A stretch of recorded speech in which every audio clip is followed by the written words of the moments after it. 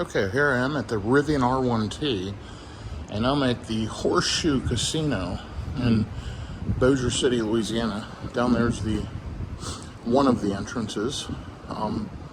Anyway, the Rivian is now topped up to 100%. I plugged it in last night.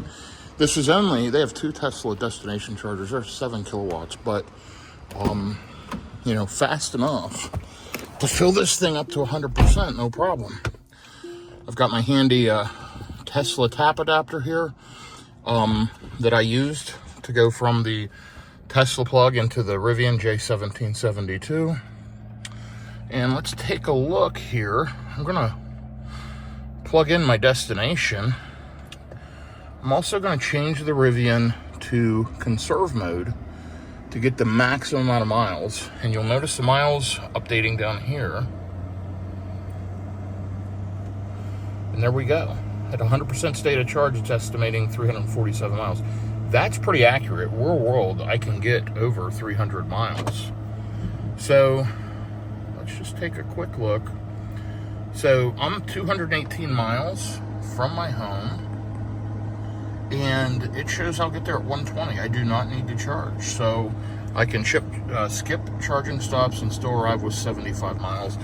I'll probably stop, just because it's a 3-hour drive. I'll probably stop an hour from the house, maybe 2 hours, do a quick charge, use the facilities, and then take off from there. Anyway, just follow along, and I will keep you updated on this road trip adventure. Okay, I'm here at the Buc-ee's in Terrell, Texas, where they've added a bunch of V4 chargers, and there's the old V3 installation over there. This is a great charging station. Really impressed with what they've added here. There are 36 chargers here. I'm trying to see if it'll pull it up. Look at that. 36 chargers, 32 of the 36 are being used. Or I'm sorry, 32 of the 36 are available. And you'll see it's about right. I mean, there's only a few Teslas plugged in. It looks like a Mach-E over there maybe is checking it out. The only issue I had, I couldn't use my Tesla charging account because these aren't numbered. There's no numbering at all. There's a QR code, but it doesn't tell you the station ID.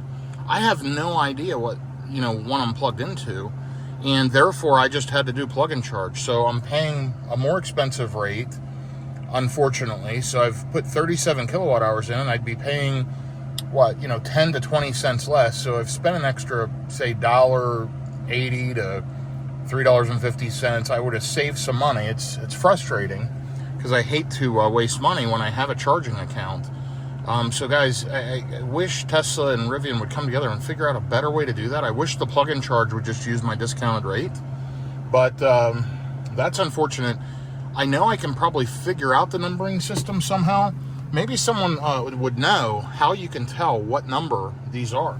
There's no numberings on the front, the back, anywhere on these stations. So Tesla needs to do a better job of that for these non-EV charging. Fortunately, I have a Rivian. I have plug and charge. Otherwise, how would you even activate this? So Tesla, do some better work here on these new V4 posts, please, with your lettering. And these have the CCS adapter built in. I have my NACS to CCS adapter from Rivian. I also have a third-party one as well as a backup. And I have the adapter in my Cadillac for when it's time, not from GM, but a third-party one, for when it's time to, for that vehicle to charge on the Tesla network. But right now, I could bring the Cadillac here and charge, but how would I know how to activate this station? So, again, it's a Magic Dock station, guys. Tesla, please do a better job numbering. Anyway, great charging experience overall. I was able to, let's take a look. It was over 200 kilowatts, up to 50%.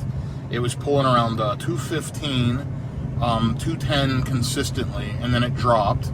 Now we're up to 69% and still charging at 121 kilowatts. And you'll see the cost down there at $19 so far. And I pulled in at, I believe, around 35, 38%. So you'll see I've added 41 kilowatt hours of energy in 15 minutes. I'm just waiting here for my wife and my guests to come back.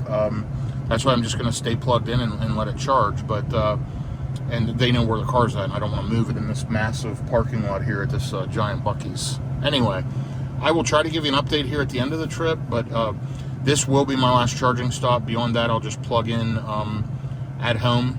So may or may not get another update, but thanks for following along. And if you've watched this to the end, please like, subscribe, and give me some feedback. And again, I'd love to know, how do you figure out the numbering of these chargers? Any help would be appreciated. Have a good day, everyone.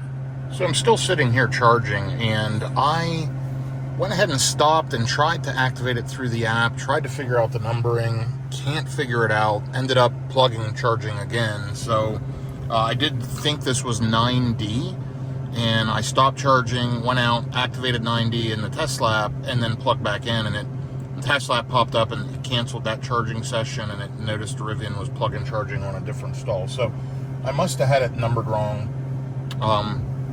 or picked the wrong number. Anyway, I'd love to figure out how to do that. So since then, I've been charging another 10 minutes. So I've been here roughly 25 minutes. I'm still waiting on my people to come out of Buc-ee's. So Buc-ee's is always a long stop. But total, I've got about $25 in expense, but I'm up to 81% on the battery. You'll see it's slowed down charging over here on those 56 kilowatt charging rate.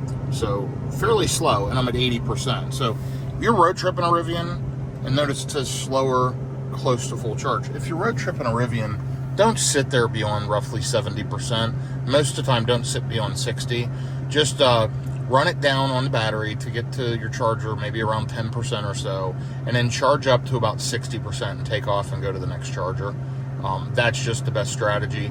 I'm simply sitting here grabbing juice rather than just sitting in the parking lot. I've got plenty of range to get home, but it's fairly inexpensive. I'm going to let it fill up more because when I do get home, it'll be at peak time, and I'm not going to let the car charge. It's set up at my home.